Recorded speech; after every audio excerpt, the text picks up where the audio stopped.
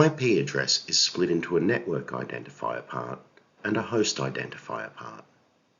The more bits that are used for the network identifier, the less bits that are available for the host identifier, and vice versa. There are two reserved host identifiers on a network, the network host with all zeros and the host location with all ones. This means the number of hosts available is found by the formula 2 to the power of n minus 2, where n is the number of bits available for the host.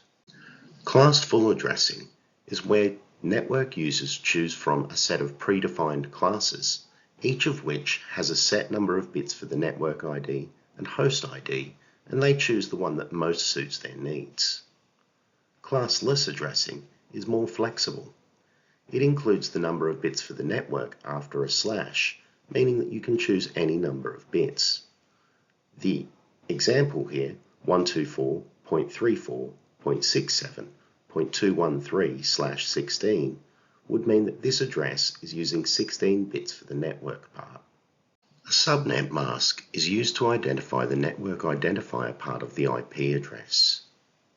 A subnet mask is a 32-bit number with as many ones as the number of bits used for the network ID, followed by zeros. A logical AND is performed between the IP address of a sender and the subnet mask, and again between the IP address of the recipient and the subnet mask to see if they are on the same network. If they're not, then it's going to need to be forwarded to a router so that it can be sent to the correct network. Networks can be divided into subnets. A further subnet ID is added to divide a large network into smaller subnets. To establish if two devices are on the same subnetwork, we perform a logical AND with both IP addresses with a mask of the length of the network ID and the subnet ID together. This is still generally termed just as a subnet ID. Using subnets can increase efficiency on a large network. Two computers on one subnet can communicate at the same time as two computers on another subnet without risk of collisions. It also increases security on bus networks by limiting the number of devices a message is broadcast to. Now it will only go to those devices that are within the same subnet. There are currently two standards of IP address, IPv4 and IPv6. These are currently operating simultaneously.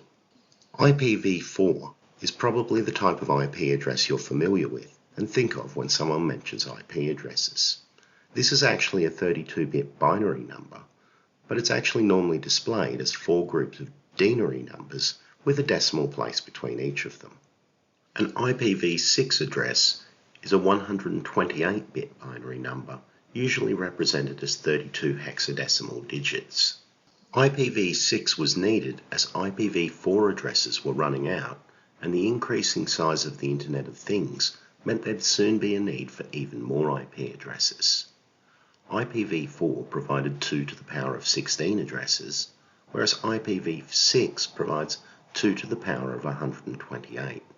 To give you some idea, if there are 39 digits in the number of addresses that means it can produce, we're unlikely to run out of this many addresses anytime soon. All devices connected directly to the Internet need a unique public IP address. Devices on an internal network can be given a private IP address that only needs to be unique on that network. The router for a network can make external requests on behalf of internal devices and return them to the appropriate device using network address translation. If it weren't for this system of having internal private IP addresses, we'd have run out of IPv4 addresses long ago. DHCP, or the Dynamic Host Configuration Protocol, is used to allocate a temporary IP address from a pool of available IP addresses when a client wants to access a network. This IP address is then returned to the pool and available for another device when the first device disconnects. This is very useful for things like public wireless access points. The router which connects the internal network with the Internet is responsible for network address translation. When a client on the internal network requests a web page, It is sent to the router. The router makes note of the IP address and port number and swaps these for its own IP address and a unique port number.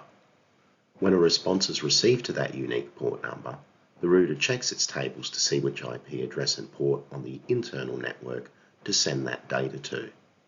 That brings us to the end of this video on IP addresses. Join me again soon when I'll be having a look at the client-server model. Use the resources at mrgoff.com to help you revise computer science. And until next time, it's bye for now.